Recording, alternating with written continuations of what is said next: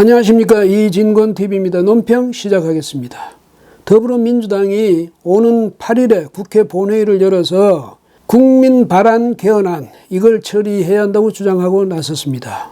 그러면서도 뭐 꼭 통과시키자는 건 아니다 이런 말을 했는데, 어쨌든 국회 본회의는 열자는 거죠. 문희상 국회의장도 동조하고 나섰습니다. 근데 이 개헌안 여러분 기억하시죠? 지난 3월 6일에 의원 148명이 서명해서 기습 발의한 그 개헌안입니다. 그때요, 사전에 뭐 국민에게는 말할 것도 없고 기자들한테도 한마디 알려주지 않았습니다. 관련해서 토론회 한번 한 적도 없죠. 자기들끼리 서명해서 그냥 발의한 겁니다. 이 개헌안은 경실련, 헌정회, 또 민노총, 참여연대 등 25개 시민단체가 구성한 그 국민 발안 개헌 연대 이 주도로 마련됐다고 합니다. 그러니까 시민적 개헌안이다 이런 명분을 갖고 있는 거죠. 과연 정부 여당이 거기에 개입하지 않았는지 혹은 뒤에서 부추기지 않았는지 그건 뭐 짐작만 할 뿐 제가 알지를 못하니까 단정은 못하겠네요. 더불어민주당을 비롯해서 범여권 정당의 소속 의원들이 여기에 참여한 것은 그러려니 이렇게 말할 수가 있겠지만은, 놀라운 건요, 미래통합당 의원 22명, 그 다음에 미래한국당 의원 1명, 이 23명이 여기에 참여했다는 사실입니다. 아마 이쪽에서는 김무성 의원이 주도를 한 것 같은데, 이분이 지난 30일에는 말하는 걸 보니 약간 좀 달라졌어요. 1972년 유신헌법에 의해 폐지됐던 국민 개헌 발안권을 국민에게 돌려줘야 한다는 생각은 마찬가지지만 그대로지만 21대 국회에서 표결하는 게 맞다, 이런 말을 했습니다. 어차피 이번 국회에서는 처리가 안 되겠죠. 통과가 안 되겠죠. 그 다음에 만약에 또 통과가 된다 이러면 자기가 평생 말이죠, 앞으로 그 짐을 져야 할 그런 기분이 느껴지기도 했을 테니까, 그래서 슬쩍 발을 빼는 게 아닌가 이런 생각이 드네요. 어쨌든 이 김무성 의원 말입니다. 이렇게 기습 처리한 이 사람들의 저희를 정말 몰랐습니까? 아니면 자기가 다른 속셈이 있어서 같이 참여한 겁니까? 국민 발안제란 이거는 이제 대의 민주정치의 어떤 취약점을 보완하기 위한 그런 제도죠. 직접 민주주의의 한 요소라고 하겠는데, 과거에는 이게 상당히 주목받았어요. 이걸 지금도 주장하고도 지지하는 사람들은 국민 주권주의다, 그러니까 국민의 것은 국민에게 돌려줘야 된다, 이걸 굉장히 주장하고 있는데요.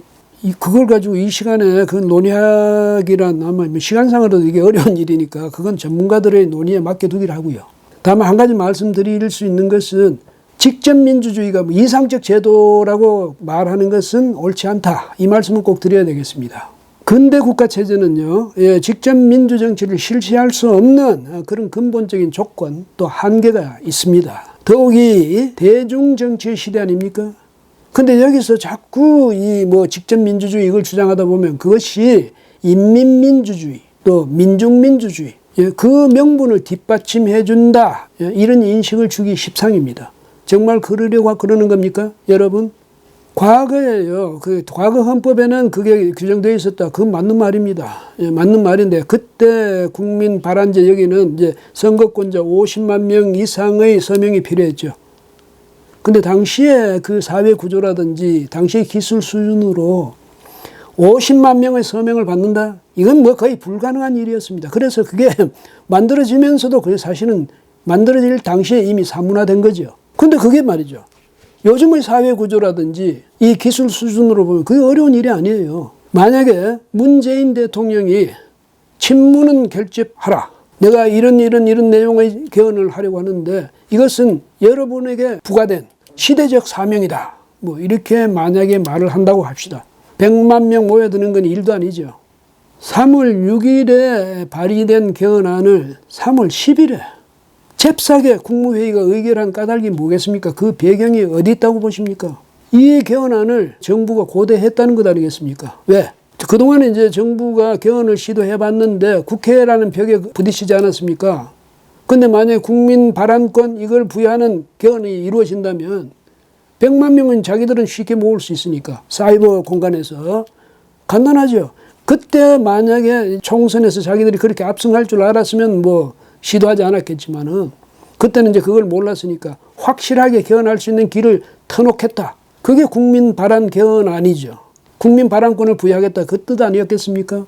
심재철 그 미래통합당 원내대표는 이게 뭐냐, 이런 100만 명씩 모을 수 있다는 거, 이건 민주노총이나 이런 데서는 가능한 일이다. 그 다음에 이게 뭘 하자는지 뻔한 것 아니냐 이러면서 반대의 뜻을 분명히 했습니다. 이번엔 뭐 8일날 국회 본회의 안 열겠다는 거죠. 그런데 그걸 알았으면서 왜 그걸 말리지 않았습니까? 모르겠네요. 김무성 의원 같은 사람이 아예 원내대표까지도 따돌려 버렸을 수는 있겠죠. 예. 김무성 의원 등은 의원 내각제 개헌 이걸 꿈꾸면서 아마 거기에 서명했는지는 모르겠는데요. 그런 식으로는 100만 명 어림없습니다. 죽었다 깨어나도 못 모읍니다. 그런데 반대로 문재인 대통령이 사회주의 통제경제 체제를 골간으로 하는 그런 국가 체제를 갖추겠다. 그 개헌을 하겠다든지 뭐 연방제 개헌을 하겠다. 이렇게 해서 100만 명 모여 이러면 금방 모여지지요. 민주당 측에서는 이렇게 이야기합니다. 헌법 절차에 보면 그 개헌안이 발의된 이후에 60일 이내에 처리를 해야 하니까 그게 이제 9일까지가 그 시한이다. 그러니까 8일날 본회의를 열어서 처리하자 이겁니다. 예, 뭐 되거나 안 되거나 통과되거나 안 되거나. 근데 그 말에도 중요한 아주 들여다봐야 될 그런 저의가 있어요. 일단 국회 본회의를 열어서 개헌안이라는 것을 처리를 시도했다. 설령 부결되더라도 그 자체가 중요한 겁니다. 그래 21대 국회에 가면 바로 개헌을 밀어붙일 수 있죠. 전에도 했지 않냐. 국회에서 적어도 본회의에서 처리는 했지 않냐 이거죠. 부결되지만 이번에도 처리는 해야지 국회 본회의에서. 이렇게 나올 것 아니겠습니까? 물론 이제는 뭐 국민 발안제 이것도 필요 없죠. 그냥 법여건이 190석입니다. 그거 한 10석 더 보태는 건 일도 아니죠.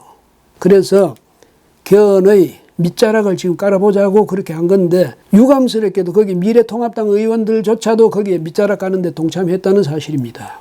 이 사람들 자기들이 한 그 행동이 현실 상황에서 어떻게 지금 어떤 결과로 나타나고 있는지 똑똑히 봐야죠. 자기가 무슨 짓을 했는지. 제21대 국회가 시작하기도 전에 이미 자유우파는요 시련과 고난의 시대로 접어든 것 같습니다. 자유우파 국민들 저들이 무슨 음모를 꾸밀지 모르니까요. 그 음모 어떤 것이든 끼어들 여지가 없도록 철저히 감시해야 됩니다. 항상 눈을 부릅뜨고 있어야죠. 그것이 자유민주주의 대한민국을 지키는 길입니다. 그것이 바로 우리의 사명이기도 합니다. 예. 여러분 오늘은 여기까지 하겠습니다. 고맙습니다.